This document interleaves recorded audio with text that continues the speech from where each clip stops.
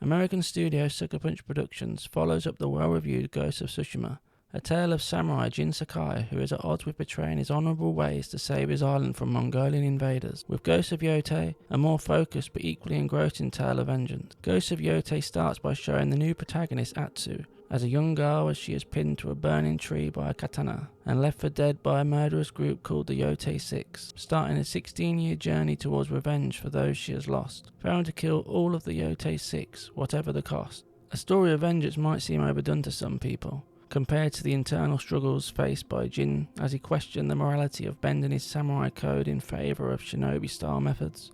But I always enjoy vengeance stories as they're an old and timeless cornerstone of storytelling that doesn't have to feel stale. And although Yotei plays into tropes and has predictable twists and reveals, the writing and performances make it thoroughly entertaining until the credits roll. But it's important to remember these story structures and tropes have existed in every form of storytelling for centuries. So here's a quick and very incomplete history of revenge, containing some of my favourite stories. In the early 17th century, performers acted out William Shakespeare's revenge tragedy, Hamlet, about a prince seeking revenge on his uncle, becoming direct influence for Disney's Lion King. Skipping a few centuries, to the early 19th, Mary Wollstonecraft Shelley wrote and published the groundbreaking Gothic horror, Frankenstein, or the modern Prometheus, a timeless examination of the cycle of revenge and self-discovery. And more importantly, Shelley criticised the patriarchal systems and societal limitations, all whilst proving a female author could thrive in a male-dominated field. A story that has continued to be topical and resonate with each new generation, bringing us to this year's brilliant interpretation on film by Guillermo del Toro, to other contemporary films like Emerald Fennell's A Promising Young Woman, Quentin Tarantino's Kill Bill Volume 1 and 2, and Django Unchained, or Clint Eastwood's Unforgiven that deconstructs the impact of seeking revenge. But it's Korean cinema where I've enjoyed the most revenge stories, all vastly different, like Bong Joon-ho's Parasite, that contains a complex revenge against the unfair systemic injustices built into class and modern society, or Park Chan-wook's Oldboy with its shocking twists and brilliant action, and Kim Ji-woon's I Saw the Devil's portrayal of vengeful obsession and violence. Then there's video games, the obvious being Naughty Dog's The Last of Us Part 2, that shows how there's no winners on either side of vengeance, or Arcane's Dishonored, that uses revenge as a backdrop to support its immersive sim elements. And one of my personal favourite games, Shenmue, a revenge tale we might sadly never get to conclude, but I hope we do. Almost all of these stories sees their protagonists go through traumatic incidents or worlds that shape their need for vengeance and answers. The moral of these stories tread familiar ground about what revenge really does to someone, and how that journey usually goes parallel with discovering one's identity that has been stolen by trauma, but each manage to find unique ways to paint their worlds and superb characters within a very malleable framework to deliver on their impactful conceits, and luckily, Ghost of Yotei succeeds most of the time. Being the sequel to a successful PlayStation IP brings a pressure to succeed and more often than not, evolve. I could spend this review focused on how Ghost of Yotei is more iterative on Tsushima's gameplay mechanics than revolutionary, which I will touch upon, but first, I would like to focus on how it changes the gameplay experience for the better. From simply looking, it's clear that Sucker Punch Productions has welcomed the move from a small island off Japan to Ezo on the northern mainland island of Honshu, now a part of Hokkaido. The same painterly presentation from Tsushima is dialed up with precision as beautiful snow-capped mountain vistas silhouette fields of white and yellow flowers that are alive with roaming wild horses and roaming on the hunt for their next bounty. I played on PS5 Pro, which comes with multiple graphical options from 60 frames per second performance mode to 30 frames per second high resolution quality mode. But the mode I found to be the most impressive was the Ray Trace Performance mode, which allows a solid 60 frames per second at a lower internal resolution with amazingly detailed ray trace lighting that shines when light passes through objects and touches skin. But the most important part is how close to the quality mode this version looks, thanks to the upscaling used. Rarely did I see the flickering artifacting it is known for. As such, this was easily the best implementation I've seen so far, and a good sign that PlayStation's partnership with AMD will lead to upscaling enhancements in the future. But enough about the graphics. It's the exploration of the wider vistas of the open world that I found impressive. On your foray into the first open world zone, Atsu is tasked with equipping her telescope to zoom in on visual points of interest that turn the reticle yellow when hovered over until they're added to the map. This felt reminiscent of exploration in the last two mainland Zelda games, Breath of the Wild and Tears of the Kingdom, giving players that little bit more freedom to take on optional content in the manner that you discover it. Simply standing on a hilltop, looking out at smoke rising over the horizon and choosing whether or not to go makes exploration feel less structured and instead tailored to your own playstyle.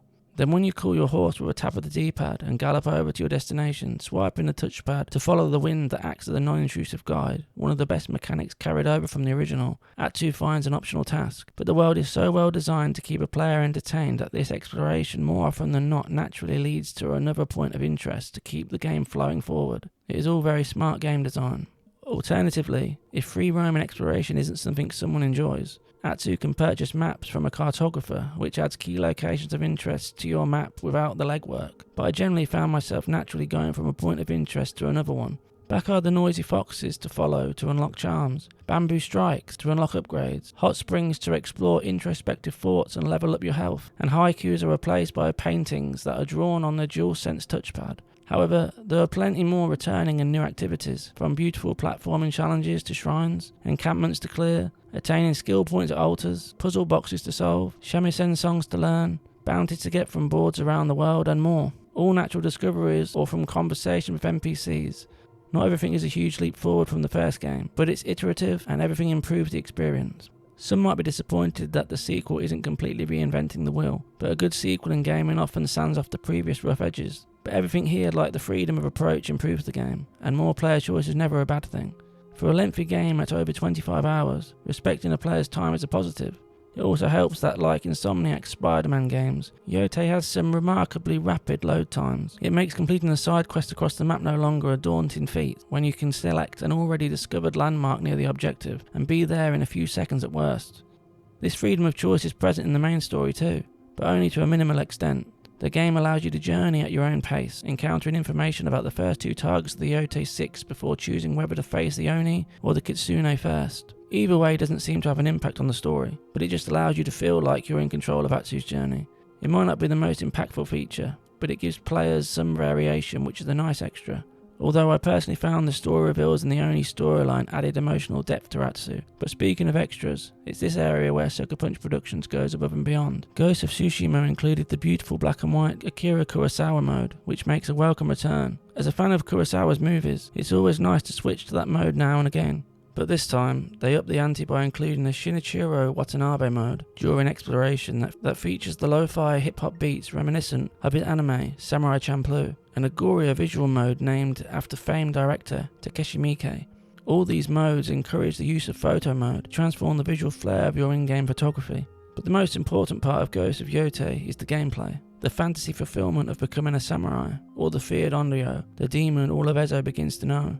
Still, just as in Tsushima, Yotei's combat is outstanding and, more importantly, fun throughout the whole playthrough. And as you progress through the story, Atsu has the opportunity to learn how to use new weapon types, aside from her trusty katana. Each new weapon grants her a new form of offense that is suited to battling a particular type of enemy more easily. So with each new weapon, a new tactic reveals itself. The same dodge, block, parry and counter gameplay in the same vein as the Batman Arkham games is combined with the added complexity of multiple weapons that each serve a purpose. Then they throw in secondary tools like kunai, which are needed in combat encounters on normal or higher difficulties, as they provide a real challenge. Even on normal, precision and attention to detail is needed when enemies combine abilities to be able to use unblockable attacks, parry-only attacks, and unblockable disarming strike. This kept me on my toes during some of the tougher late game and side bosses. This is where gear comes in. As Atsu, you collect armor pieces and talismans that add perks to assist your own personal playstyles. Whether you need a health assist, or extra parry windows, or stealth help, there are plenty of options to craft to suit your playstyle.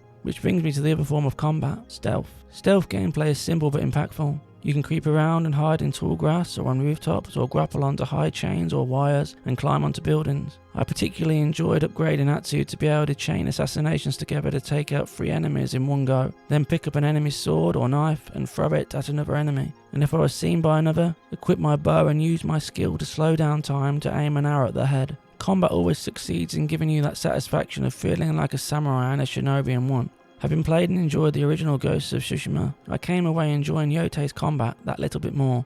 However, Yotei wouldn't reach such heights without the superb performances and perfectly composed music. First, I want to praise Fyodor Chin's nuanced performance as the antagonist and leader of the Yotei 6, Lord Saito. He is the perfect counterbalance to Atsu, and I feel obligated to highlight Erika Ishii performance as Atsu. They perfectly deliver a layered character who in one moment can feel like she's on the edge of an explosive rage, and in another, express a delicate vulnerability as the crack in her voice betrays her sadness, a woman who doesn't know if she can be more than her pain. Sucker Punch Productions' writing team layer enough gradual backstory that by the end Atsu is fully formed and you feel compelled to see her story through to the end. That brings me to the music. Every composition has intent, a purpose to enhance the effective camera work and theme of any particular battle or story beat. Music has as much importance as in the first game, this time trading in Jin's flute for Atsu's shamisen, another familiar link that she keeps close at all times. It's more than just an instrument, it's a connection to a stolen past. But with a focus on vengeance, our wandering Ronin is accompanied by the guitar strums frequent in famous westerns, and that genre influence carries throughout and is shown right from the intro where Atsu is a stranger in a new village, and everyone rushes inside fearing the upcoming battle, just like the townsfolk fleeing the saloon and shutting up shop in many a western.